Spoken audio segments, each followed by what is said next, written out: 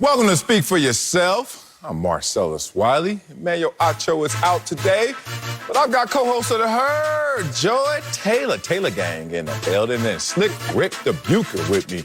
So let's get it started with Odell Beckham Jr. is officially a free agent for the first time in his career after clearing waivers Tuesday, and we might have some clues on his next team. The report says OBJ is, quote, honing in on the Chiefs, the Packers, and the Saints. Listen to the team there. So, Slick, out of those three teams, where do you think Odell will go? Well, where he should go versus where he will go. I don't know where he's going to go. I know where he should go, which is Green Bay. That's where he should go. Oh, Marcellus, I can't wait to hear where he's going to go. I know the answer. Green Bay is the place for him because everything that he was missing in Cleveland, he is going to find in Green Bay. Need a top quarterback. Oh, check. I need an improvisational quarterback. Oh, check. I need an offense that needs me badly enough to function that I'm going to see the ball on a regular basis. Check. And I'm going to be playing with a team that's going to be playing meaningful games down the stretch. Check, check, check. So everything points toward Green Bay. The other options are curious to me, certainly in comparison to Green Bay.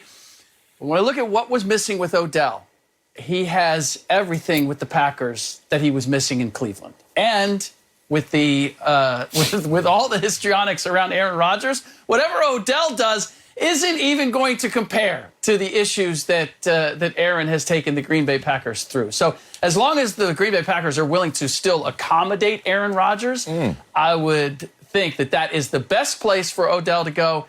And I might even dare say the likeliest while I await Marcellus's news flash on where he actually is going. Well, it's no news flash how close Odell and I are. You know, we really are. That's my boy from Hello. My daughter's favorite athlete. I remember taking her to an event one time, and beyond superstar after beyond superstar, familiar with me, and I'm familiar with them, of course, they're superstars. Hello. My daughter was not fazed. Odell Beckham Jr. shows up, and oh my gosh, she loses her mind. I forgot that I raised her to become just that. She was on fire because of Odell Beckham Jr. Now, all that said, I don't know where he's going, but I know where he should go, and this is where he will go, to the New Orleans Saints. Let's talk about the New Orleans Saints, why Odell should go there.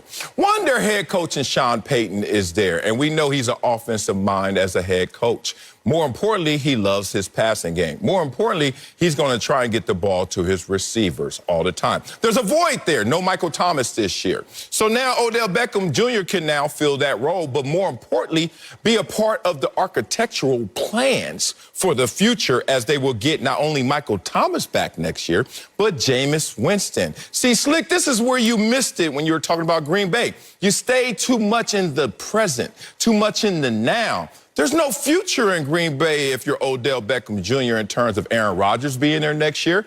That's unknown. Devontae Adams hasn't gotten his money yet. That's unknown. So why would you want to sign up for something that may be short-lived? And more importantly, sign up for something that may be of drama. If you're Odell Beckham Jr. right now, you know what your resume looks like. You got 2 strikes. Out here in California growing up, I had a lot of homies that had 2 strikes. You know what they had to do? They had to live different. Because that 3rd strike is 25 to life, big dog. Odell knows his 3rd strike in the NFL means, I'm a backup perceived as a 3rd receiver at best. Oh, my God, I'm on my last life, my last leg as an NFL wide receiver. So you can't sign up for Aaron Rodgers and all of his drama. Odell's coming in with perceived drama. He's a perceived diva. Everyone always says he's going to suck the oxygen out the room because he's a superstar. Why would I want to sign up for whatever Aaron Rodgers is going through right now and all the beef and issues he has? Think about it. Aaron Rodgers has issues not only with his public right now, the public and the fans. He has issues with all of the woke mob, whatever the hell that is. He has issues with his general manager. He has issues within his team. You know why within his team? Because you cost him a game, Aaron Rodgers. They sitting there suppressed right now. Dog, we could have beat the Chiefs. This dude would have just not went to a damn Halloween party. All of that said, if I'm Odell Beckham Jr., I go to the Saints. I go where there's an offensive-minded head coach. I go where I'm a part of the future if I'm on that team. More importantly, they need some help. Alvin Kamara, he's the only receiver they got, and he's a running back. So now you're Odell Beckham Jr., you go somewhere where they're opening their arms up, welcoming you to their receiving corps. Oh, Marcellus, no. This is incorrect. That's wrong. Because all those things you said about the Saints are nice, but there's no one to throw Odell the ball. And he plays a dependent position, which is the whole reason why he's on the market to begin with, because he couldn't make it happen with Baker, who I think is better than Trevor Siemian and Taysom Hill. So how does that solve his problem? Baker should go to the Green Bay Packers. Right now, I'm sorry, Odell should go to the Green Bay Packers. Baker too? No, not Baker. Be a backup.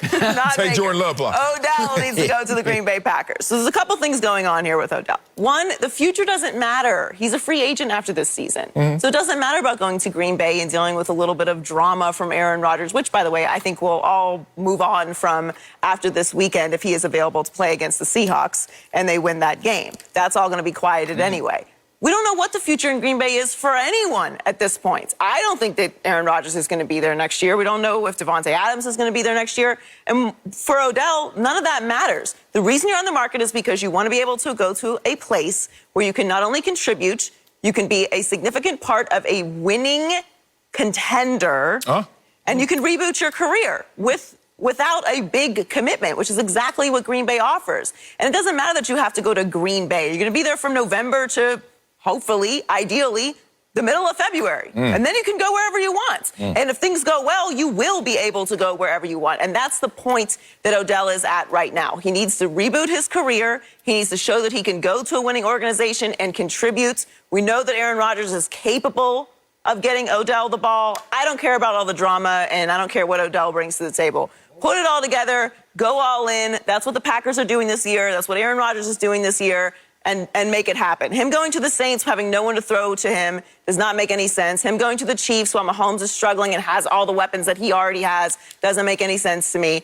If Odell wants to go to a place where he will have a quarterback that's able to get him the ball, get numbers, contribute to a contender, and show that he can work in a situation that isn't completely drama-free and significantly contribute, is the ideal situation looking into next year. Yeah, Marcellus, for all the things that you pointed out about Aaron Rodgers and the controversy around him, what perfect cover for Odell Beckham Jr. to come in, who supposedly was an issue in Cleveland, and now he comes in and he has a much bigger star, creating much bigger issues in Green Bay. He can just come in and do his work. I'm going to push back on this idea that OBJ is like found money at this point. He needs to resuscitate his career. He needs to demonstrate that he can be somebody that you would build around going forward. Where is he more likely to demonstrate that? On a team in Green Bay that could be playing into January and potentially February with a quarterback like Aaron Rodgers, or with an unknown like Trevor Siemian with not a whole lot around him to distract people from covering OBJ. So I look at that, and we're not even talking about Kansas City, which is really an indicator of just how far the Chiefs and Patrick Mahomes have fallen. I would still put the Chiefs as the second best option in this equation ahead of the Saints, simply because of what Joyce said, which is who is going to get Odell the ball. I know this about Aaron Rodgers. Whatever OBJ is, that he is capable of throwing Odell Beckham Jr. open. I can't say that about either of the other two quarterbacks that we're talking about right now. And outside of Devontae Adams, they really don't have another playmaker of note in that receiving corps. So the door is open for Odell to play a big part for the Green Bay Packers on a big stage. And at this point, after everything that happened in Cleveland, that's exactly what he needs. So you call that cover, huh? When there's a firestorm around your starting quarterback, your franchise quarterback, who may be your departing quarterback, and you sit there and you're trying to reboot your career and you're trying to get yourself jump-started off of something that right now is having issue with everything around it, and you think that's a positive. I don't see how that's didn't hurt the Packers so far. Oh, yes, it has. Let's talk about it.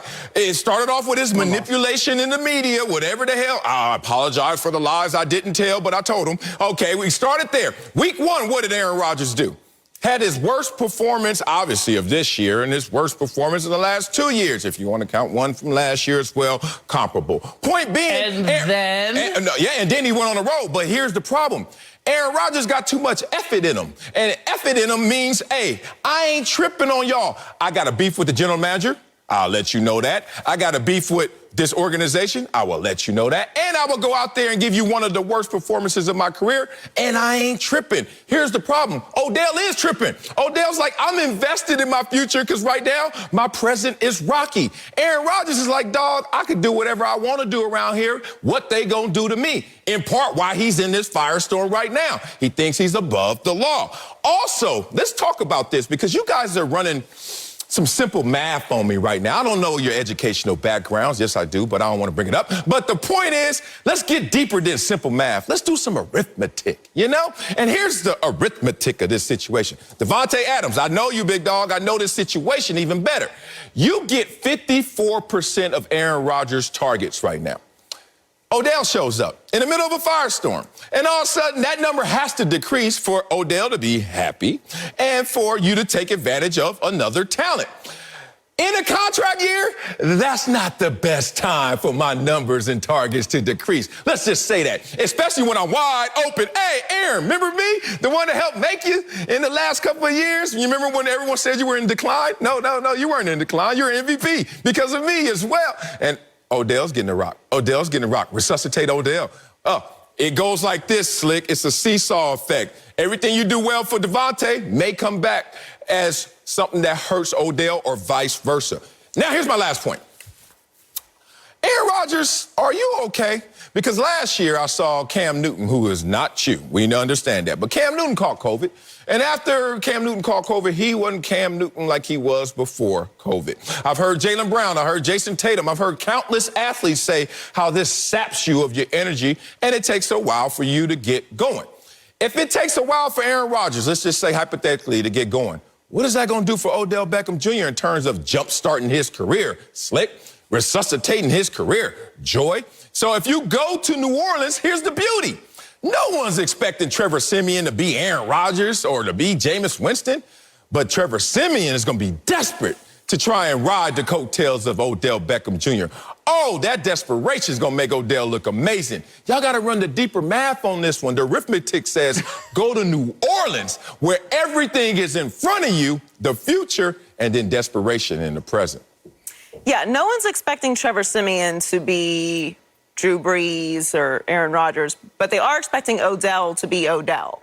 So again, playing a dependent position, I want the best of the best throwing me the ball. That was the issue in Cleveland. Now, look, I understand everything that you're saying about Aaron Rodgers and the drama there. I think I've made it very clear how I feel about the QAnon B in Green Bay. But that aside, eventually he is going to come back from COVID. Now, he has said that he's fine. He said he had mild symptoms early. He's fine. He has no credibility right now, so take that for what you will. I mean, that means nothing to me. If you're going to get up and lie, then I just assume that everything that you say I have to take with a grain of salt. But he's saying he's fine, so we will see how he is going to look when he comes back from COVID. But I like to look at worst case and best case scenario, right, when I'm making a decision or moving into a new phase. What's the best case scenario? What's the worst case scenario? So the worst case scenario is Aaron Rodgers is clunky for a week or two, and then he's back to being Aaron Rodgers, right? So the best case scenario is we could win a Super Bowl. If you go to the Saints, the worst case scenario is Trevor Siemian can't get you the ball. The best case scenario is you make the playoffs, maybe you win a game. You think you're winning a Super Bowl with Trevor Siemian? I mean, no knock. I still think that their defense is great, and they have some weapons, and I respect Sean Payton, but you're only as good as your talent can take you. You can only go as far as your talent can take you. So I want to be with the most talented guy, even if he is out here soliciting non-doctors for medical information. Like, I can't help how Aaron Rodgers is off the field and how his personality is and how he talks to the media and how he lives his life. That's all a separate issue. What do you do on the field? And we know what Aaron Rodgers is capable on the field. So if I'm Odell, I want to be with the best. Again, we're discounting the Chiefs right now, which I don't think would be the worst case scenario. I still think it's better than the Saints. But Mahomes is struggling, and he's the guy you would be going there for. So to me, now the Packers have offered him a veteran minimum. The money thing is something that they'll have to sort out. Again, if I'm Odell, and I don't like to tell people what to do with their money, this is a short-term scenario where you're playing with the best, playing with a contender, which makes the most sense for you at this point in your career, because he's going to be a free agent next year anyway. And what's better? And even for Devontae Adams, what's better they're going to end up a contract year than winning a championship and being someone or someone's who contributed to that happening. I just think Green Bay is the right place for him. Well, Joy, we're different because I will tell somebody what to do with their money. Invest it, damn it. Stop spending it everywhere. Stop buying Jordans all the time. Okay, here's the thing. I like Jordans. Yeah, but not all of them. You ain't got to wear every one. Jordan didn't even wear all the Jordans, and people were walking around, I got all the Jordans. He like, you stupid. All right, here's the thing. There's no I in team, but there is a me. So let's not use this whole Super Bowl contenders as the only thing that Odell is thinking about, or being real, the primary thing he's thinking about. Like, if you're Odell, you want to win a Super Bowl, but more importantly, you want to be thought of as the man again, right? And that happens easier in New Orleans. If you go to Green Bay, Aaron Rodgers already got a bestie. How you going to be his bestie? Devontae gonna be looking at him like, dog, get yours, but it better not affect getting mine, because then we're gonna have some problems. And that's the issue I don't think that Odell wants to deal with right now, based on where he's been in his career the last few years. Trevor Siemian qualifies as a quarterback in the league. We get it, but he's not Aaron Rodgers by any degree. But Trevor Siemian is not what Odell is trying to attach himself to. He's trying to attach himself to the system. Sean Payton, the future of Jameis Winston with Michael Thomas and him. You know, when you're building a house, you got to sit there at the table and they roll out the architectural plans and you're a part of it. You're a building block. In Green Bay, they're not going to roll out the plans for Odell, because there are no plans for Odell. Show us what you could do. We don't really care because your quarterback going to be gone, the receiver potentially gone.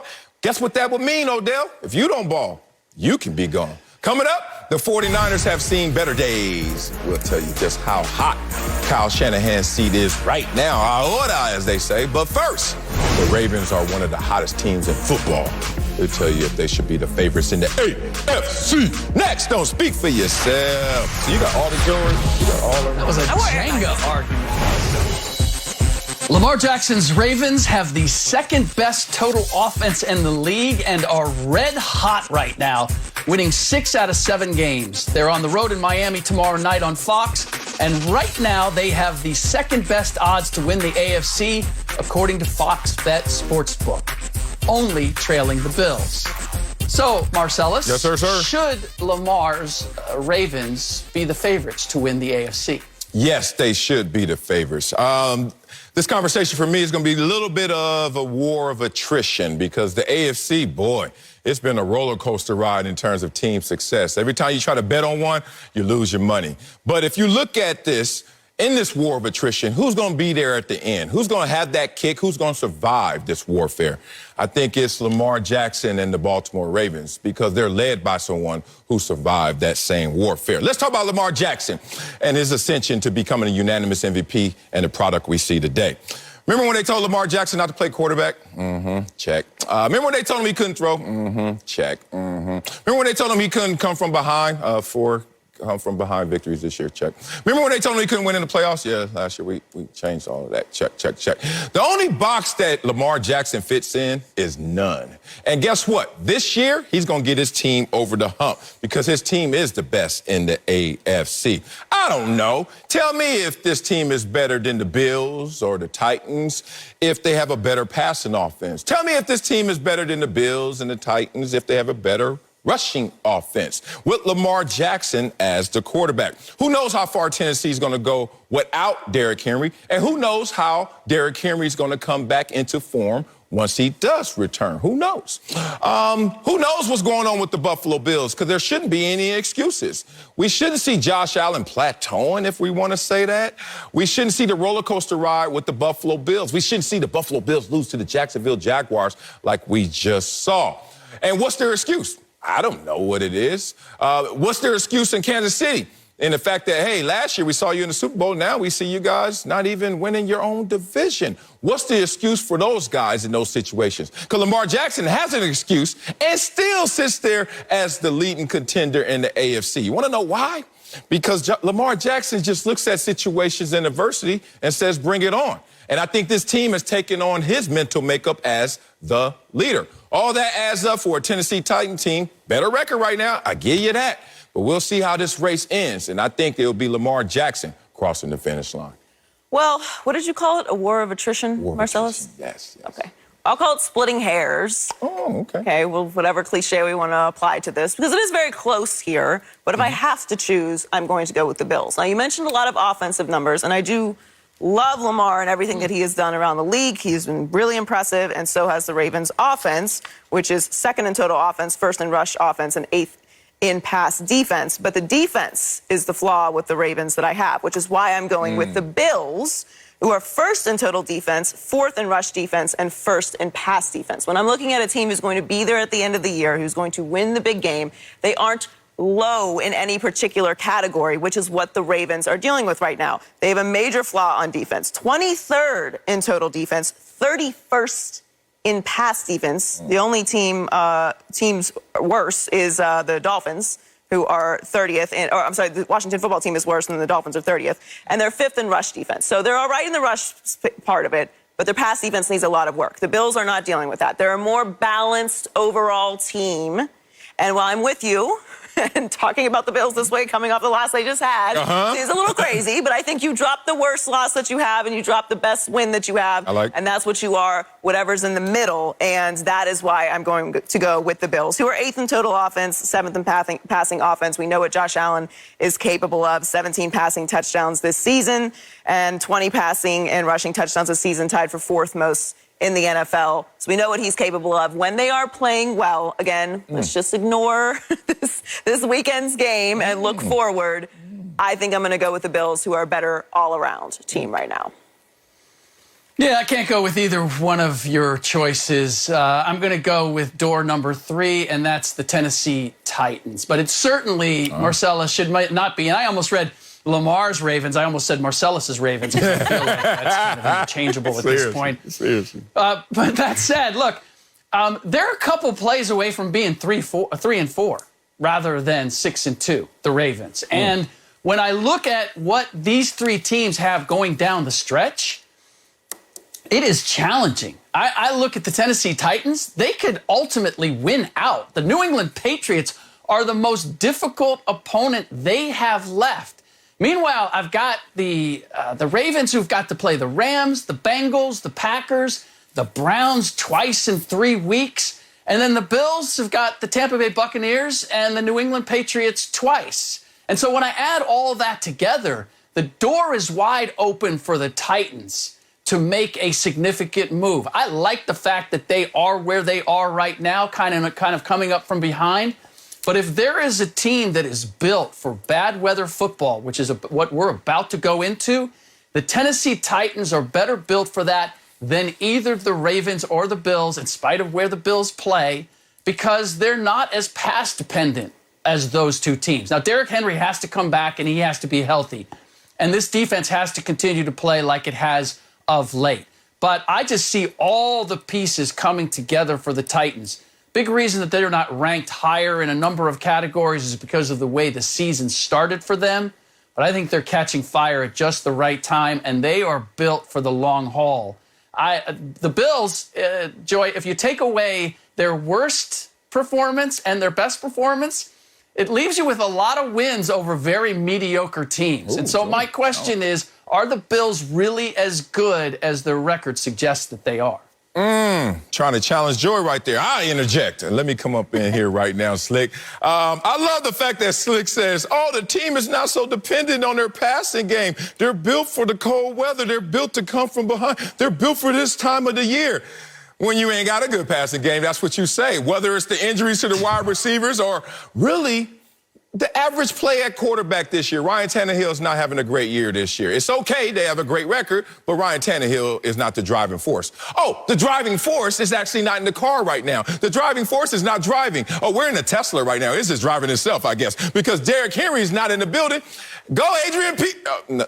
I love you, AD. You know what you do. But the point is, what's going to happen with this team going down the stretch without Derrick Henry? A big unknown. Let's just be real about that. There's also a big unknown what's going on with these Buffalo Bills. That's why I can't go there with them. I don't know what's going on. Like, it's not just the Jacksonville game, Joy. They've lost 2 of their last 3 games. And you look at them, I'm like, come on, Buffalo, let's do what we're supposed to do, which is get over the hump, because this team was in the AFC Championship game last year. But everyone has an excuse for these teams, but they have no excuse for themselves. The Buffalo Bills not supposed to be in this position right now. Let's be real about that. And if you look at Lamar Jackson, they're not supposed to be in this position right now. All the injuries they suffered in preseason and training camp, we wrote them off. We were like, there's no way that, whoa, there is a way. And that's what we can't measure. Whatever that is in terms of Lamar Jackson and his leadership and just how he's making plays when he needs to make plays, how nothing scares him away, and 3 double-digit comeback wins this year. All of that said, it just seems like these other teams are showing up late and showing up off schedule and then saying, we're late, we're sorry. And they're like, why are you sorry? Well, we just woke up late. That's why we're late. But Lamar Jackson, dog, they caught a flat on the freeway, changed the tire, got a donut, and still showed up right on time. And they don't have the injury concerns that the Tennessee Titans do. Actually, they're getting healthy at the right time. So, Joy, you're right. It's splitting hairs. I give it to you. I give you the Minnie Mouses. I did that to my daughters this morning, too. But the point is, I think that if you look at this race really closely, you're going to see Lamar Jackson and the Ravens prevail. Well, yeah, that's the question, though. It's not who's playing the best right now. It's who's going to win the AFC. So that's what the question is, and that's why I would go with the Bills. Yes, they've had a couple stumbles as of late, but we saw last year how big a strong defense can be in those championship games with the Buccaneers, right? Yeah. Like, that matters, and that's what Buffalo is bringing to the table. Not to say that, again, we're splitting hairs. I'm not making a compelling argument against the Titans or against the Ravens, who are all atop the AFC and could easily win the AFC. But the question is, who do I have the most faith in? Who should be the favorites to win right now? And that's why I'm going with the Bills. Again, with the Ryan Tannehill point, and Derrick Henry is not available, if I'm going to have a great defense and a mediocre quarterback, we can't describe Josh Allen in that way. We can't describe Lamar Jackson in that way. And that is why I'm going to put my faith in the Buffalo Bills. They were there last year. I think that they have more experience now. They're going to get over this hump, whatever it is, in this moment. And again, which is very important, and this is why I'm a little nervous about the Tennessee Titans. We have an extra game this year in this year's season. Health is going to be extremely important, more than it ever has before, later into the season and into the playoffs because of this extra game. And when you're starting to deal with a lot of injuries in the middle of the season, and we're now in the second half of the season, I'm going to go with a team that is more complete, more whole, and whose defense is rolling, and that's the Buffalo Bills.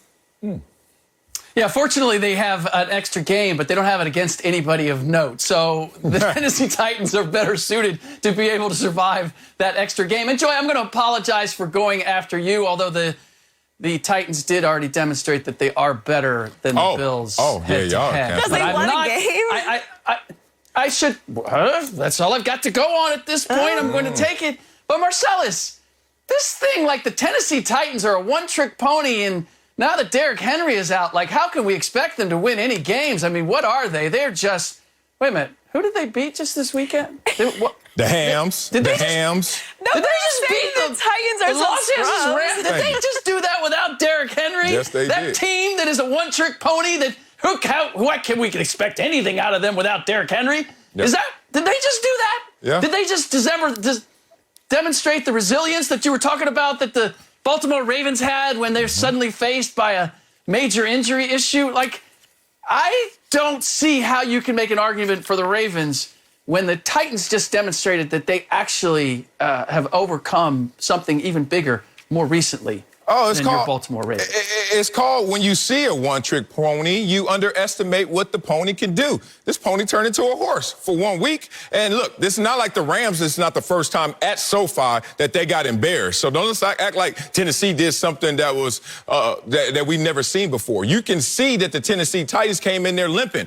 And you can see that the Rams probably didn't take them as seriously as they should have. All that said, now you got to go forward.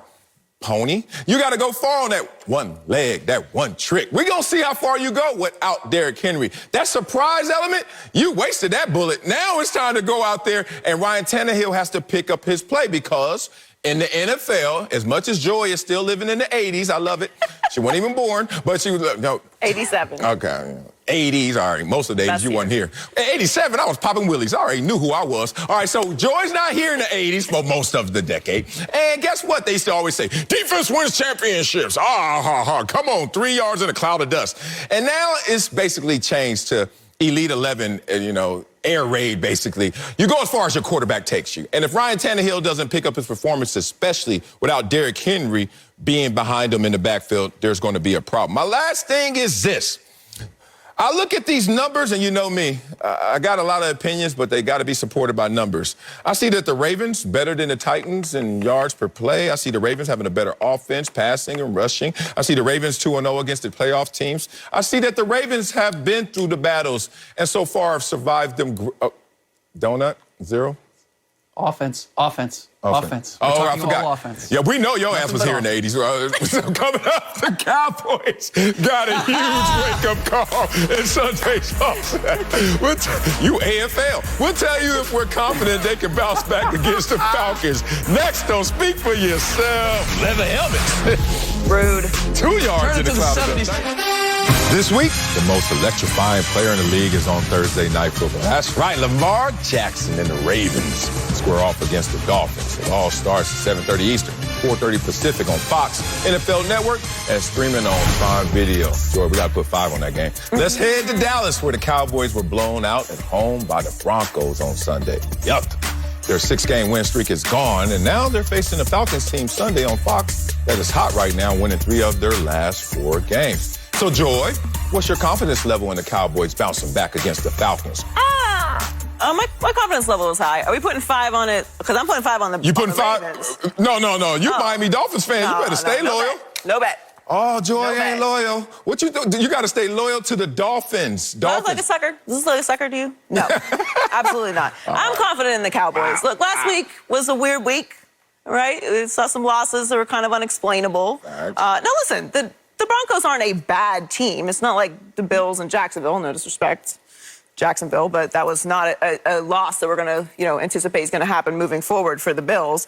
The Cowboys played a horrible game, like historically bad game, the worst game of Dak Prescott's career. He wasn't at practice all week. No. He's coming off of an injury. The Broncos came in very serious, and the Cowboys were flat. That's how it goes. I don't think that this was a loss that's going to derail the season. I think actually it's a wake-up call for the Cowboys. Jerry Jones talked about it. They didn't look like they were ready to play. Falcons aren't a great team. They're 500, but they're a playoff team right now. So I think the Cowboys will come in really focused. Dak will be another week away from the injury, and they'll put together a nice performance, and I think that they will beat the Falcons. Now, I'm not going to go ahead and take that spread, which I think is a little bit ridiculous, but you're a real gambler. I do think the Cowboys will come out and put up a better performance than they did last week, which isn't saying much because it was a historically bad performance for Dak Prescott-led Cowboys. I think that they will get this win this weekend. I'm with you, Joy. I am jumpy house high when it comes to confidence in the Dallas Cowboys bouncing back, if you will. See what I did there? See I caught that. Look, the Denver Broncos, second in scoring defense, 6th in yards, and it was a perfect setup for Dallas Cowboys to come in at home, 6-game winning streak, think, we've got this. The Broncos are just offensively, they can't run with us. And we got Dak Prescott back. We're ready to go. And Dak didn't look injured to me. He didn't look hurt. He looked rusty. There were just a couple throws that were difference makers early on in that game that he normally makes that he did not. And the combination of that with the defense simply not being up to par. And if we want to talk about the Cowboys defense kind of maybe being exposed in terms of what our big picture expectations are, we can go there. Trayvon Diggs was not good, and the defense collectively was not good and made the Denver Broncos offense look a lot better than they actually are. But all that said, the Falcons defense in no way compares to the Broncos defense, and the Cowboys still have all those weapons. I imagine Ezekiel Elliott, I think, dinged his knee, or he was a little off. Dak Prescott was a little off.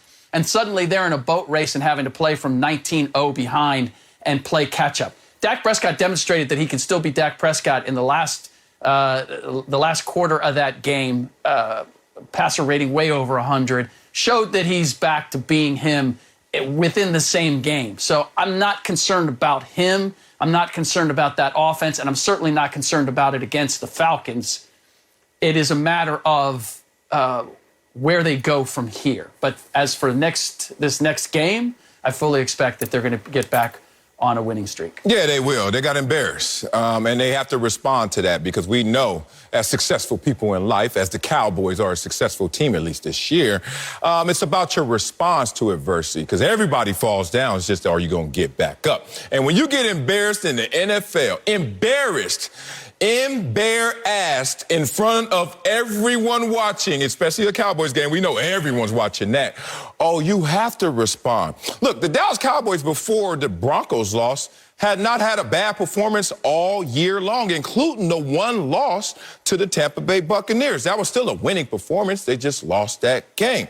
So sometimes in life, you can come out flat, and you only know you're flat once you get to the field and realize, damn, I am flat in comparison to those guys. And those guys over there get paid too. Those guys over there are black belts as well. Those guys over there, if they get the momentum rolling, I'm not just talking about physical momentum. I'm not just talking about the momentum of the score. I'm talking about mentally. If they lock in and they're a tight fist, oh, they're going to bring some pain to no matter who they're facing that day. As Joey brought up before, Jacksonville versus Buffalo. So the point is, before the Broncos game, the Cowboys used to wake up before the alarm. Y'all know those moments when you wake up before the alarm. You feel good. You be like, it's 5:57.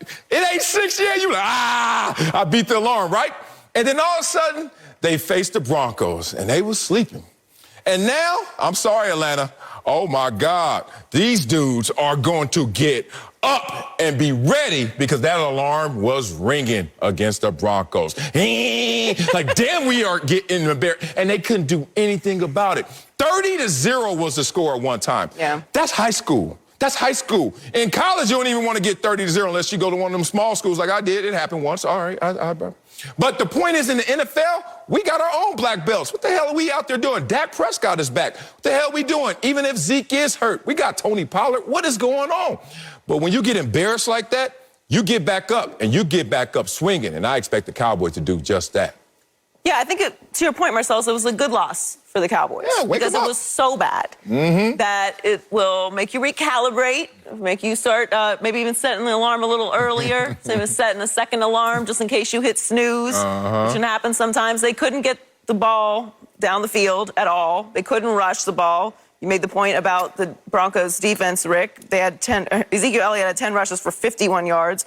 Pollard had 4 rushes for 11 yards. That ain't going to get it done. No. And Dak Prescott was 19 of 39 for 2 touchdowns and 1 interception. He was not good. So this is one of those games that will make you take a deep breath, say, hey, we have a lot of expectations this year. We were on a nice winning streak, feeling good about ourselves. Obviously, Dak came in a little rusty. He's coming off of an injury.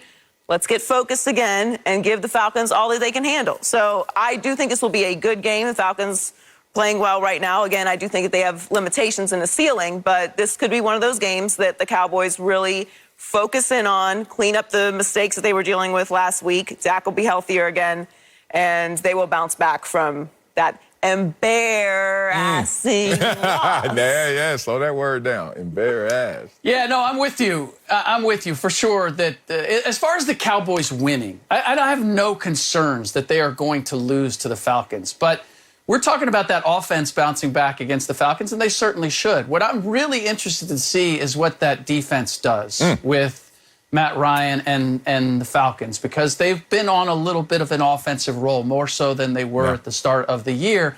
And that's my big question now with the Cowboys. When the turnover ratio is not going in their favor, what Melvin Gordon did, I mean, ran for big numbers against that Cowboys team. And when Trayvon Diggs isn't intercepting balls, but he's having pass interference calls at the goal line, like, how much does that change? That's the grit, and that's the thing that I'm going to be watching closely. Not whether they're going to win or lose, but where is this defense trending? Is that opportunistic defense that was getting the job done? Are they being exposed a little bit as the season moves on and their durability begins to come into question in terms of being able to hold things up and people being able to look at exactly what they have and they don't have and to scheme for it. Yeah, it's interesting, man. I could think about some of the embarrassing losses I've had over the years. And when you lose a game that's highly contested, it goes down to the wire and you lose it, it hurts you. But then you find solace in the fact that everyone knows you tried. Everyone knows it was that close. Everyone knows that you gave your full effort. Everyone knows you're capable. But when you get embarrassed, here's the devastating part about it. One, you know that you had no chance. I mean, like Joy said, you keep hitting the snooze button, they just keep running up the score. Finally, you feel like those cartoons we used to see where they hold the hand out and you just swing it in the air and you ain't hitting them. It's like, all right, that's what happens. It happens on any given Sunday. But then you go home, and on the way home, you're checking your messages at the red lights. You're on the way home and you're hearing the voicemails and you're hearing people say, damn, y'all all right? Damn, you good? And then you start to question, like, are y'all trying to say that we're not capable? Or are y'all trying to say we didn't try? Woo, that hits different because we ain't no cover, no disguise of, oh, well, y'all were almost, oh, y'all could have. Nah, B. People looking at y'all like, are y'all frauds? And I think the Dallas Cowboys want to stop that bleeding in their ears right now and that noise that they're hearing all around. That said, they're going to get up, and they're going to get up going hard and ham on these Falcons. Falcons are last in sacks. That means Dak Prescott going to sit back there and have a little bit of time. And then on third down, that defense is not good. That team, Atlanta, doesn't like to get off the field. They let you keep going, moving those chains. And I think that's going to be money for these Cowboys. Coming up, the 49ers are looking up at everybody in the NFC West. Everybody in the club getting tipsy. We'll tell you how hot Kyle Shanahan's seat is right now. Next on Speak for Yourself. I took you back, Joy, huh? Yeah. Things are not going according to plan in the Bay Area. The 49ers were blown out by a Cardinals team Sunday that did not have Kyler Murray and DeAndre Hopkins. Kyle Shanahan's squad has now lost 5 out of 6 games heading into Monday night's matchup against the Rams. Sports Illustrated argued Shanahan is, quote, massively failing the 49ers. So, Marcellus, yes, sir. It's time to ask, how hot is that seat that Kyle Shanahan is sitting on right now? Oh, man, it's not as hot as this should be. Kind of like how we feel out here in L.A. right now. You know, it's not cold, because call somebody on the East Coast right now, call somebody in the Midwest, like, God dang. But it's not as hot as this should be. We in L.A., damn it, 80 or above, please. That said, I've been telling people about Kyle Shanahan. But once again, I'm a hater. You know why, Joy? Because I tell the truth too early. I told y'all about this dude, man, hiding behind his last name and hiding behind his lack of resume. And I don't know how he did it. Oh, yes, I do. He got branded as a genius, and we stopped looking for the details. Okay, tell me if this is genius. And I'm going to say this nicely, but I'm just getting a little fatigued in saying this. Kyle Shanahan's a genius, right? But his offense has finished 20th or worse in 3 of his 4 seasons. Okay, tell me that the genius who has now led an offense and a team to a 32-40 record. Okay, that's not 500. All right, 32-40 record, tied with the Atlanta Falcons for 19th in terms of win percentage since he's been a head coach. Now, why do I bring up Atlanta? Because Atlanta right now is on their 3rd head coach since 2017. But are the San Francisco 49ers? No. Now, I'm not trying to get him fired. I'm just trying to tell the history of football, especially the recent history of the 49ers, correctly. And if you look at it, all of a sudden, the blame game has to stop. Remember we were blaming the injuries?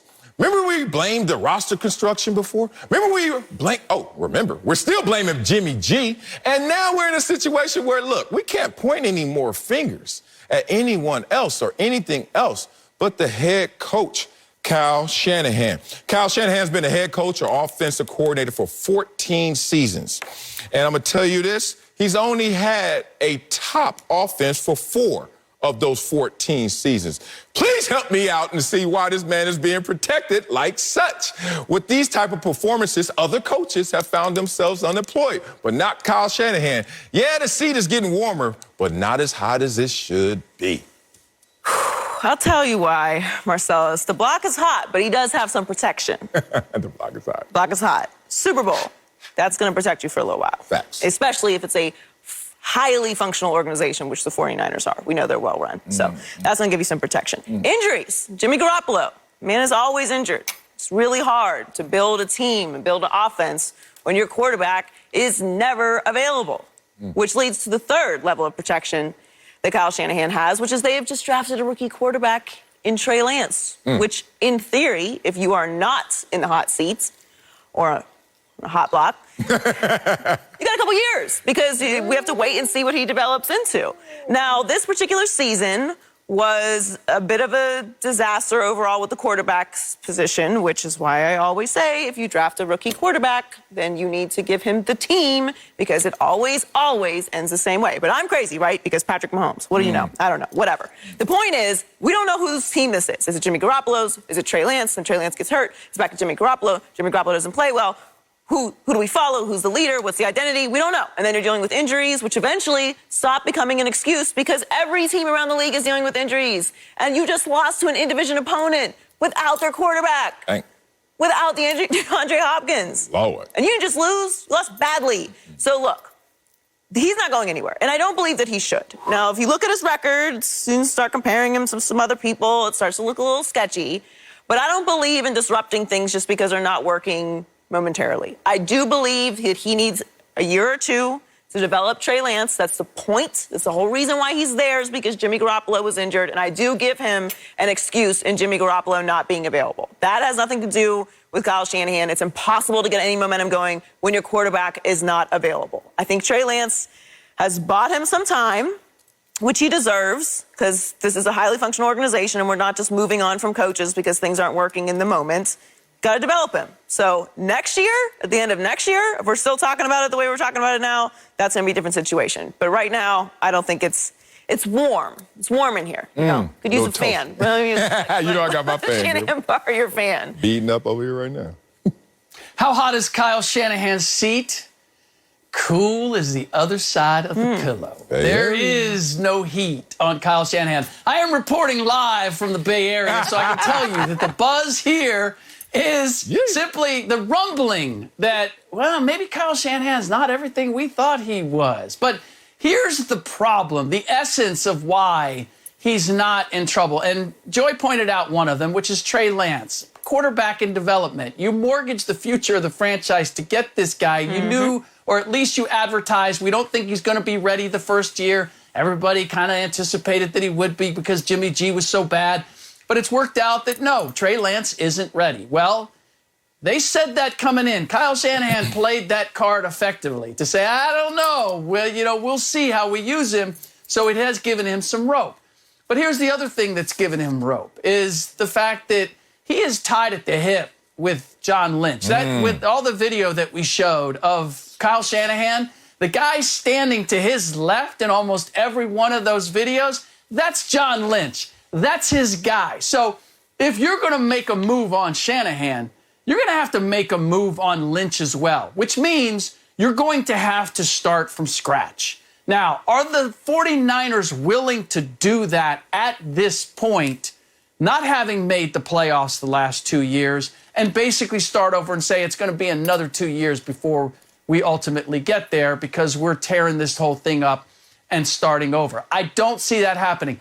Marcellus, I hear you. I get tired of the injuries being an excuse, but the reality is they've been a factor again this year with Mostert out from the beginning of the year, Kittle out for a good part of the year, McGlinchey on the line. They've lost a number of guys that are key pieces.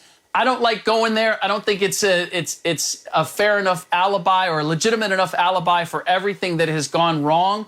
And I'm not saying that Shanahan deserves the job or has done a great job by any means. I'm just saying, under the circumstances, it's a little bit like Chris Rock said. You know, a man is only faithful as his options. Well, Jed York doesn't have a whole lot of options. He's paying Shanahan a top 5 head coaching salary, and that contract goes through 2025.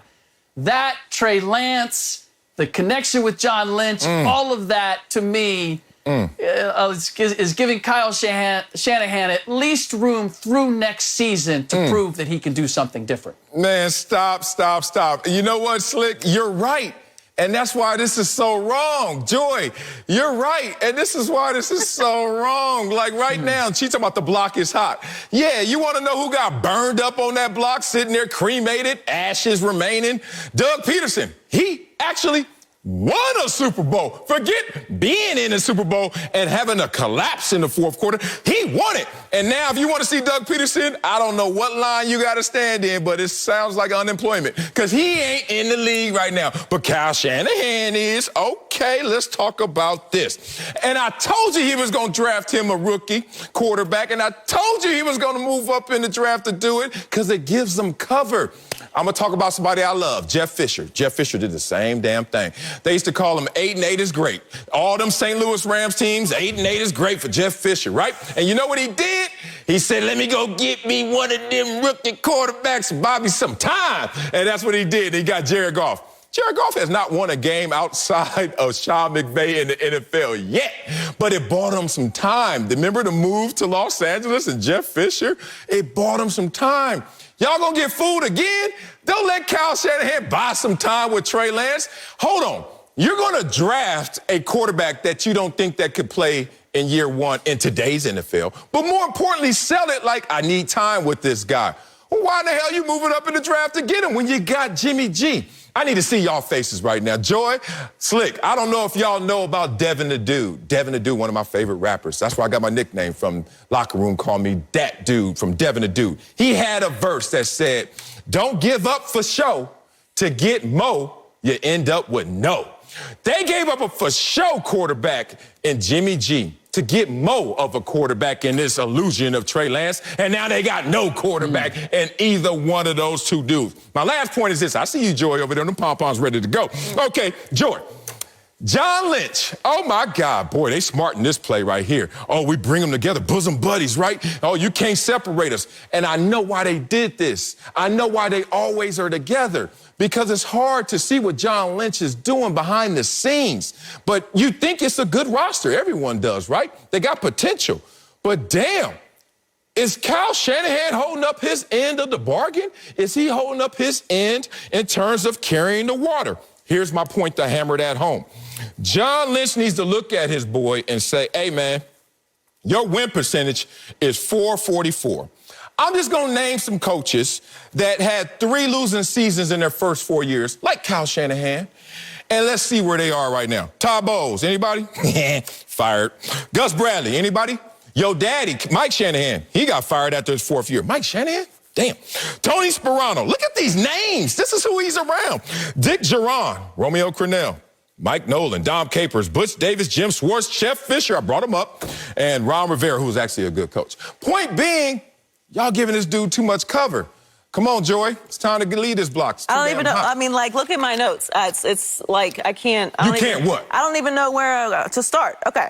So there was so much I need to pick apart here. All right, first, the only thing for sure about Jimmy G is that he's going to be injured and miss time. So that's number one. That's the for sure thing about Jimmy G. And I like Jimmy G, but it is for sure he is going to miss time throughout the season. He is always injured. That is a part of his career at this point, which is why Trey Lance is there. So I'm not buying the Kyle Shanahan took Trey Lance for some cover. Yeah, he needed some cover. He needed somebody to play the quarterback position because Jimmy G is never available.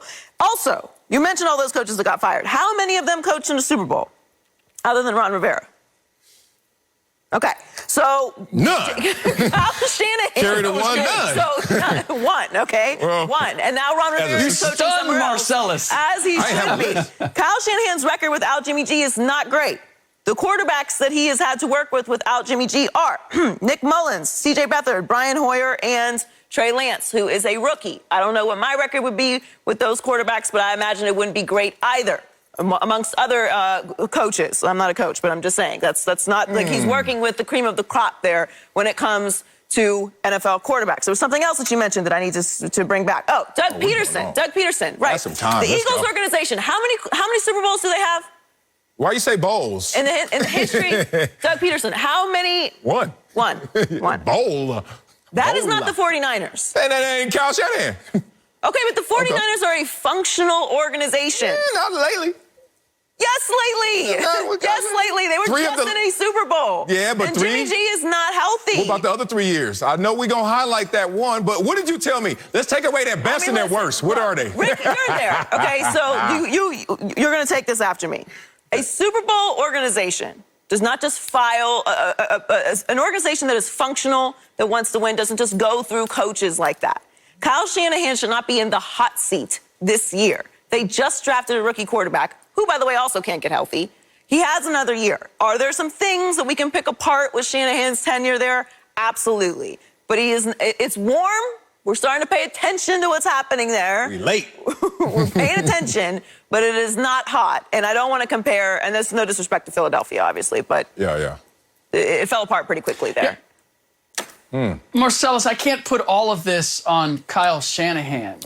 We say that the roster is supposed to be good, but if I look at the draft class that they just had, who is contributing from that draft class? Not getting coached. And the biggest issue, I mean, the elephant in the room is that they spent all of those resources, all of those assets in order to move up to get Trey Lance. Bingo. And meanwhile, the New England Patriots just kind of sat back and said, okay, we'll take Mac Jones. And who would be contributing right now? Who could have legitimately competed with Jimmy G for that starting job right now? I would say Mac Jones would have. We've seen Trey Lance. He's clearly not ready. Does he have some raw ability? For sure. But that is not an experiment that I am at all confident is going to work out in their favor. As opposed to Mac Jones looks like the real deal. So I don't know who pushed that decision to take Trey Lance, but John Lynch ultimately is the GM, and it sits with him as far as which direction that they moved. If he gave in to Kyle Shanahan, then he gave in to the wrong guy and the wrong decision. And again, that's why look, Kyle Shanahan gets his share of responsibility for the way things have gone, without question. But John Lynch is right there, because I'm not buying that this team, whether it's simply injuries or not, if it doesn't have the depth to overcome those injuries, then that goes back to the construction of the roster, and it's not as good a team as has been advertised. Okay, they both go then. Look, you act like I'm trying to pick one. I'm like, look, if it's dysfunctional, it's dysfunctional. Look, this is why I'm so passionate about this. Because players, when they have 3 out of their last 4 years that are bad, Odell Beckham, whatever you want to call it, you know what they say to the player? Get up out of here, and try to tarnish his name in the process. But when the coach is doing the same exact damn thing right before our eyes, it's like, no, injuries. No, roster. Oh, no, we had all these bad luck situations. Man, stop. Atlanta was in the Super Bowl and lost that Super Bowl. I wonder who was the offensive coordinator. Anyway. But since that point, they've had 3 head coaches, right? So Atlanta, a Super Bowl organization, Joy, they said, hey, we got to move on from the offensive coordinator who took his talent somewhere else to become a head coach, but also those head coaches. Philadelphia actually got over the hump. They won it all. And they had a franchise quarterback. And then look at it now in terms of that. I think, Slick, you nailed it.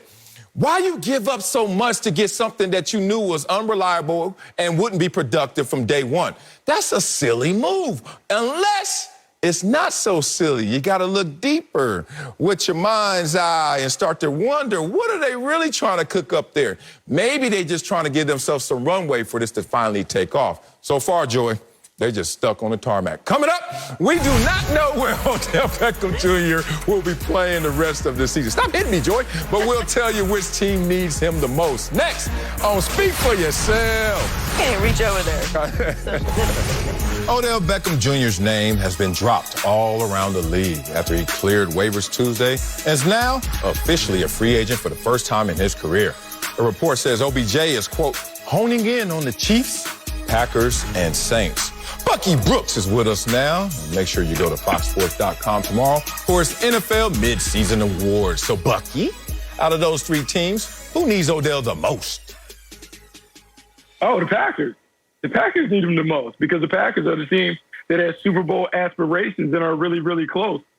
For Aaron Rodgers returns from his COVID situation, you put Odell Beckham Jr. on the opposite side of Devontae Adams, Now you have firepower. And this is something that isn't unprecedented in Green Bay. Back when I was with the Packers in the mid-'90s, there was a player, Andre Rison, who was released in a similar situation. The Packers bring him on board, and he becomes a Super Bowl hero. So this is something that has been done. This is something that will be supported in Green Bay, and we've already heard Davante Adams talk about supporting the situation if Odell Beckham Jr. came.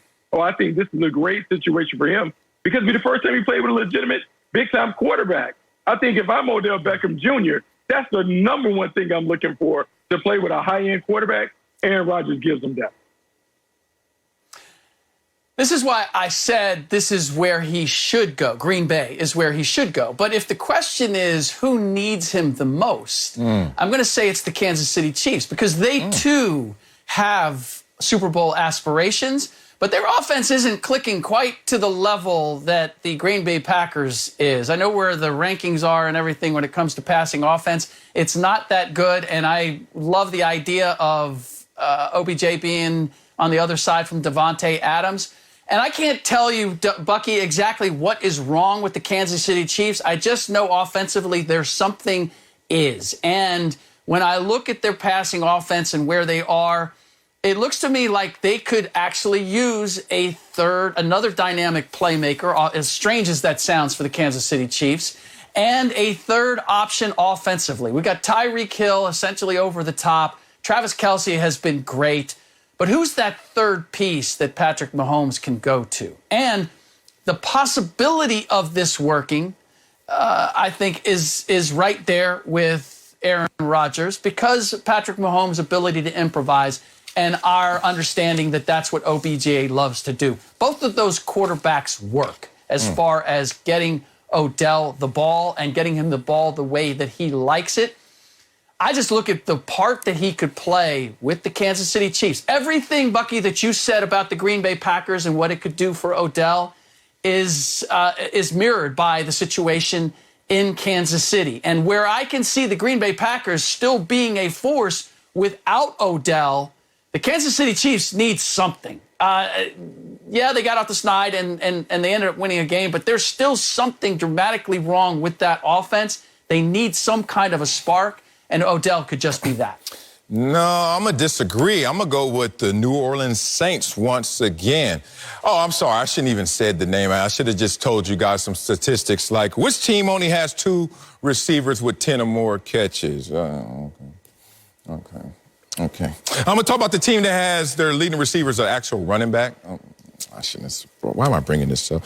Their leading receiver has 323 yards. That's like Derrick Henry in a game and a half rushing, and that's their leading receiver. It's the Saints, man. They need it. They are starving out there right now. Injury at the quarterback position. Obviously, no Michael Thomas. They're starving for somebody to just say, hey, show me that talent, show me that brilliance, and we will feed you the rock, Odell Beckham Jr. Why I don't like the Chiefs is because the Chiefs are like Odell in this situation. They're both Spider-Man memeing right now, pointing at each other. Both super talented, right? But both are broken right now. What's going on with the Kansas City Chiefs and their offense? Like, it's a head-scratcher, right? How come Odell Beckham Jr. couldn't work with Baker Mayfield? It's actually a head-scratcher. So both are talented but broken. So I'm not going to that situation. Till y'all show me y'all know which way is up and you can fix that situation, you ain't taking me down, whatever's going on with this offense. Now, let's talk about the Packers. Look, I don't care what Davante Adams talking about. I know what talks louder than his words. Money talks. And guess what? He is trying to get paid right now. And in this situation, Odell could come rob him of some of those opportunities to get him paid. Be real about this. I know I live my life by this mantra. Don't play with my family, don't play with my food, and don't play with my funds. And I think in this situation, Odell Beckham Jr. shows up, and then all of a sudden, the relationship between Aaron Rodgers and Davante just looks a little different. I don't know how much different, but hey, you get 54% of my targets right now without Odell. Odell shows up right now. We got to take a couple of those away. That may be to the greater good of the team, but in the contract situation, I'm not so certain. And I'm certainly not going to risk it all when we're in this situation. And so far, we've been doing just fine without him. So I don't see those situations as ideal as the future of the Saints. You get Jameis back next year. You get Michael Thomas back next year. Odell just goes on the audition right now, learns the playbook, and says, hey, when we get a real quarterback, not Trevor Siemian, sorry, big dog, when we get a real quarterback next year and another number one, oh, we going to be paid. We going to be the ones. So do you go to New Orleans if you're Odell? Well, see, Marcellus, I see why you like the Clippers right now, because you're a me guy. You want all the shots. You're Kawhi Leonard. Don't bring Paul George. Don't bring other guys to make the team better so my job is easier. No, I want all the shots so I can get all the credit and I get all the money. That's not how. It's not a successful formula to do it like that. That doesn't work. And so I understand why Davante Adams would be okay with Odell Beckham Jr. because he knows that if Odell Beckham Jr. is on the other side, that's more one-on-one coverage from him. So it may mean fewer targets, but more production because he doesn't have all the coverage hanging over the top. And so if I'm Odell, the Packers make sense. And I understand what you guys are saying about the Saints. The problem is I just spent 2 years in purgatory with a quarterback who couldn't give me the ball consistently. I'm going to spend the last half of the season with Trevor Siemian and Taysom Hill skipping the ball to me on the outside. Yeah, I have more targets, but am I going to have more completions and receptions? I cannot have that situation. So it's either the Chiefs or the Packers. I have to prioritize playing with a high-end quarterback. I at least have to touch the ball. I cannot go to a situation where I don't get enough touches to at least show what I can do as a playmaker on the perimeter.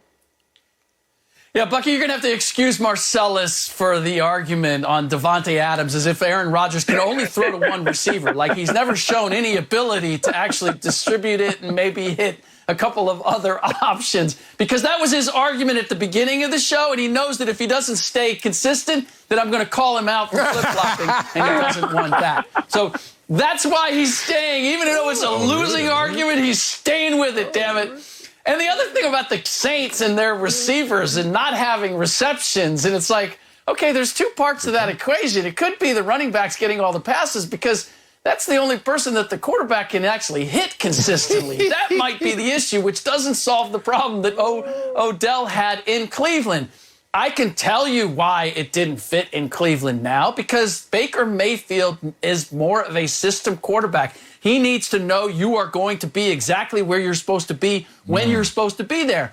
And Odell likes a little more wiggle room in order to operate. Well, who better? I mean, of the two choices, Aaron Rodgers or Patrick Mahomes, in terms of improvisational quarterbacks who know how to work with a receiver who may not always be exactly where you expect them to be because they're not always exactly where you expect them to be. I can see either one of those equations working. I simply look at the Kansas City Chiefs and the Green Bay Packers, and if the question is who needs Odell, who needs a spark more, he would be great with Green Bay. Kansas City needs something because they're missing something right now. Yeah, you guys. Boy, very few things really disturb me. Y'all know me. I'm a happy-go-lucky guy on and off the screen. But one thing that does disturb me is when people want to act like they are so selfless. Like, I'm going to the situation for the greater good and for it to... yeah, I'm selfish. You know what's funny about selfish and selfless? They have one thing in common. Self. And Odell Beckham Jr., don't let these agents out here fool you. Think about yourself right now. You need to go somewhere where you have the most drastic, dramatic impact. This is how you resuscitate your career. You don't resuscitate your career and say, hey, I was one of the guys, they gave me a few targets. We won a Super Bowl, but I wasn't the contributing factor. That's not how you get yourself back to being the superstar Odell Beckham Jr. You go to the Saints, where they're sitting there right now, what are they, 31st in passing? And you say, oh, they couldn't do a damn thing before I got there, but as soon as I showed up, look at me now. I'm getting paper. And then, look, you'll get your Super Bowl if you guys continue to build Michael Thomas, you get Jameis Winston, whatever that future looks like offensively. But right now, riding this situation with a team that's been to 2 NFC championship games in a row and saying you're going to be the difference maker, if they don't get to that same point, One thing they're going to look at and say, I wonder if the chemistry was the same. Well, they did bring in Odell in November. Oh, they didn't look like they came together at the right times. Aaron Rodgers is coming off COVID. Y'all can laugh at that in terms of, oh, Aaron Rodgers is going to be great no matter what. How did it work for Cam Newton last year? Remember Cam Newton? Before COVID, after COVID, same position. Has Aaron Rodgers practiced this week? Anybody? Anybody? I'm just saying, if I'm Odell, I am not rolling the dice on my career. I already got 2 strikes. The third one is 25 to life, and I ain't taking that L. Coming up, a number of players can make their case for MVP, selfishly, of course, but we'll tell you who we think deserves the honor so far. That's next on Speak for Yourself. We're just over halfway through the NFL season, and there are plenty of QBs in the running to be named MVP, including Josh Allen, Tom Brady, Kyler Murray, and Matthew Stafford. But Allen has the best odds and is currently a slight favorite over Brady, according to Fox Bet Sportsbook. So, Marcellus, who is the NFL MVP QB through Week 9? It's the GOAT. It's Tom Brady. Man, people always try to ignore or try to talk around how the rich get richer in this world. And it's not just in money. It's those who afford themselves the most opportunities, those who are fundamentally sound and uberly talented. Those are the ones who continue to reap the benefits. And Tom Brady reaps those benefits once again. Damn, Tom Brady is the MVP frontrunner right now. Now, before I pump him up, let me deflate those who are trying to challenge him. We said Josh Allen, my dog. You know that's my brother from another. But Josh Allen, sorry, bro, you can't win the MVP when you're 20th in completion percentage, when you're 15th in passer rating, and more importantly, did you lose to the Jaguars right now? And it's been a roller coaster in terms of, is he better this year, regressing this year, plateauing? That's been the conversation circling not only the Buffalo Bills, but Josh Allen. Hey, sorry, can't beat my guy.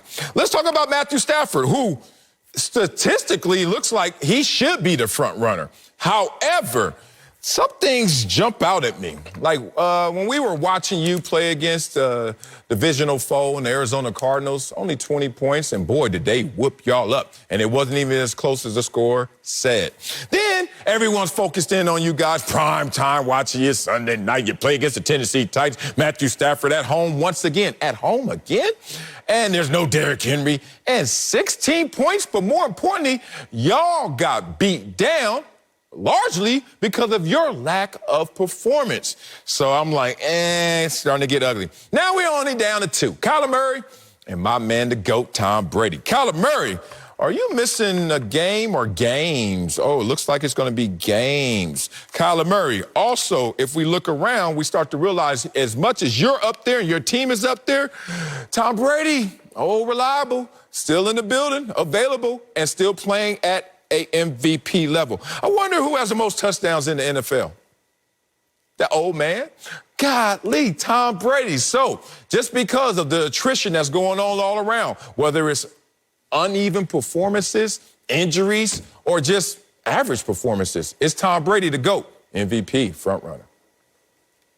I don't know how Marcellus wants this. I don't know if he wants to judge the MVP by individual success or team success. But I have one guy that can give you both, because I've been taught by the nerds that quarterback wins don't count as a stat. So I won't even count Kyler Murray leading the best team in football to the top of the chart. I won't even count that. I'll just look at his individual performance where he's number 1 in completion percentage. So when I look at Kyler Murray throw, that means that the chances of the ball hitting the ground is at a minimal level because he leads the league. Then when I think about passer rating, because passer rating was computed to allow everybody to understand how well the quarterback is playing. Well, Kyler Murray is 3rd in that category. He also has 17 touchdowns. Look, it's tied for 7th, but remember, he missed the game. But I'm looking at the most explosive offense in football, an offense that is putting up over 30 points a game when I got little number 1 running around doing his thing. I think it's very easy and obvious who the MVP is. It's the best player playing on the best team who happens to be a quarterback in Kyler Murray. It's easy. The B-roll right there tells you. Number 1 is the guy. Why are we having this debate? We should move on to another segment. He's your MVP. Ooh. Yeah. Bucky, I'm with you. I don't even know why Marcellus is trying to make this out like it's dot racing, like there's just moving back and forth and everything.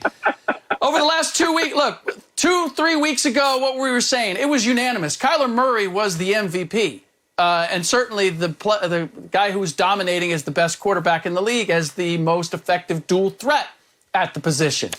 What has happened over the last couple of weeks? Okay, Kyler Murray didn't play against the San Francisco 49ers. Marcellus, you can't have it both ways. It's either a surprise that the Cardinals were able to perform the way they did without Kyler Murray, which means there shouldn't be any shade thrown at Kyle Shanahan and the 49ers, or Kyle Shanahan and the 49ers screwed up because they played against the Cardinals and they should have done better with Kyler Murray not there. It can't. It's either no expectation because they didn't have Kyler Murray, or you discount Kyler Murray. But it can't be both ways. You can't make both arguments.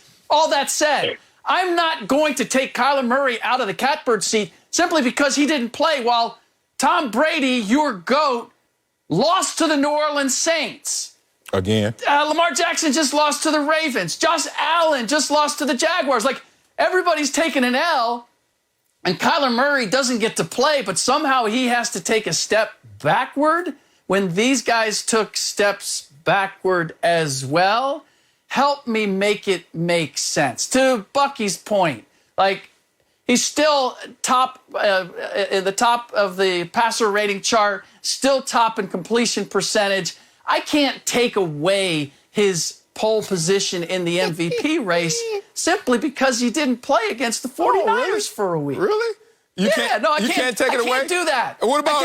I can't. Not when the competition didn't go by him. What about the fact that he's not practicing? So that means it's going to be 2 games. When are you going to finally get to the realization that maybe if you don't play in all the games or as much as your other opponent and contender for this MVP? Are we answering this question next week or now? Oh, well, I'm answering it right now. Are we counting games in the future? I got you. Or where we are right now. Slick.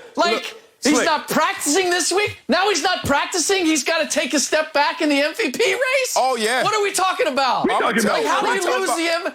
Because of practice? Are we talking about practice? I love y'all. Practice. Y'all don't understand. I made my money in the league rushing the passer, but, people respected me because how I took on those double teams. All you got to do is turn. Bucky, Slick, turn right here, hips, knee hit the ground. I take on the double team still today. Look, I'm not saying that Kyler Murray slowed down.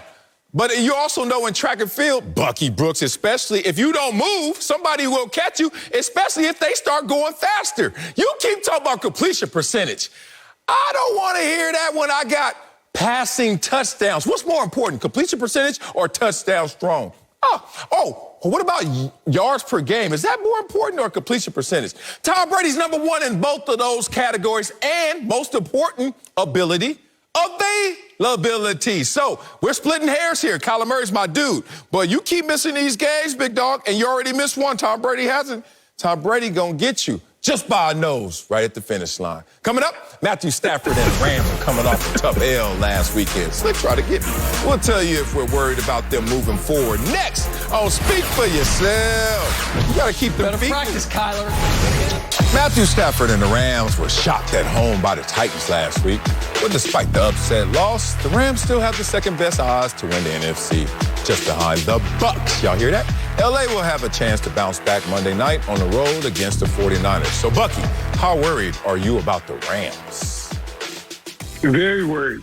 I'm very concerned about the LA Rams, not because of the talent that they have and the way that they play. I'm worried about football being a sport where, like, physicality and toughness is a part of it. And what I've seen from the LA Rams is I don't know if they can engage in their style when it gets down to the playoffs. Yes, they can throw the ball all over the yard. Cooper Kupp is having an outstanding year. Matthew Stafford certainly deserves some consideration for MVP. But at the end of the day, the team that out-hits the other team is the team that typically is the last one standing. And when I look at the Rams and I look at their finesse style of play, I don't know if it's going to hold up in the playoffs against some of the rough and rugged teams. We can celebrate the Tampa Bay Buccaneers and how they like to get down. But when you look at their defense, oh, man, they got some trained killers. They're rough and rugged. They have Leonard Fournette. They can run the football when they need to. When you look at some of the other teams, whether it's the Seattle Seahawks or even the way the Arizona Cardinals play, I don't know if the LA Rams can hold up against a physical team. That bore out when we had an opportunity to watch them against the Tennessee Titans. The Titans have given the rest of the league a blueprint to how to deal with the Rams. Hit them in the mouth and see if they stand up. I don't know if they're physical enough or tough enough to go down the gauntlet to be able to be one of the teams that is in the tournament standing at the end. I'm actually worried about them too, but it's for the guy that you pointed out that is statistically having a great season, and that's Matt Stafford. Because the question has always been, how much of the disappointment in Detroit was because he was playing for the Lions, and how much of it was on Matt Stafford and his ability to deliver when they needed it most against the best of the best. And what I'm seeing with the Rams is that, yeah, he's making hay against the lesser teams and put up a tremendous performance against the Tampa Bay Buccaneers. But against the last two teams with winning records, he's 0-2 with 3 TDs and 3 interceptions. And that begins to raise the question of just how well he plays against the best. 10-59 career-wise against playoff teams, 0-3 in the playoffs. For where the Rams want to go and what they got Matt Stafford for, I need to see him have outstanding performances, not against the dogs of the league where the talent of the Rams is going to give him a head start, but where he has to be the difference maker against the best of the best. And the performance against the Tennessee Titans was evidence of the exact opposite at home. And so that is why I'm very worried about them, because Matt Stafford is not turning the corner and being the quarterback that they had hoped he would be once they got him out of Detroit. Yeah, man, that Keith Sweat playing in my ear right now. Something, something, something, something just ain't right. Like, it ain't clicking when it's supposed to be clicking. It's all good, big dog. You got that 6-tray Chevrolet. I used to have one of those. Zoop, zoop, zoop, hitting those switches at home. I can't wait to get to Crenshaw. But when everybody watching and you on the Shaw, oh, you got to hit him then. And it looked like Matthew Stafford of late, and this offense of late, he can't hit him when them lights are brightest of late. 16 points against the Tennessee Titans? Oh, are y'all heading in the right direction or the wrong direction? Here's what they're doing. They're creating another opponent, and this is the worst thing you can do. Be real. 2 bad losses of late to good teams, right? And then you got a quarterback who's never won in the playoffs. So, it's all good. He's killing the league. He's an MVP front runner. He's killing it. But wait a minute. What's these 2 hiccups? Oh, wait a minute. They map onto what his resume looks like. You can't count on him when you need him most. Uh-oh. Might get into the playoff situation, and instead of hitting the other color, you got to deal with the opponent that's wearing the same color. Coming up, the Browns and Patriots are fighting for a playoff spot. Yeah, they are. We'll tell you if we have more faith in Baker Mayfield or who? Mac Jones in their matchup Sunday. That's next on Speak for Yourself. Mac Jones and the Patriots have won 3 straight and host the Browns on Sunday. Baker Mayfield responded well after the Odell Beckham Jr. drama and helped lead Cleveland to a win over the Bengals last week. Both teams are sitting at 5-4 and are in the AFC playoff picture. So, Marcellus, who do you trust more on Sunday, Baker or Mac Jones? Mac Jones, because I can responsibly predict where Mac Jones is going to take this football team. I can't do that with Baker Mayfield. I would take that in terms of predictability over the unpredictable. Baker Mayfield has a higher ceiling than Mac Jones right now. Let's be real about it. But Mac Jones is that player you see in the gym sometimes slick. His socks pulled up high, his calves are low. He ain't gonna do the most, but he gonna do it responsibly, efficiently, and effectively. Where you got Baker Mayfield out there high flying one play, then the next play he airballing. And you're just like, what is going on with Baker Mayfield? So let's talk about some deeper numbers in terms of who they are. Mac Jones has more passing touchdowns than Baker Mayfield. The hell, rookie? Rookie!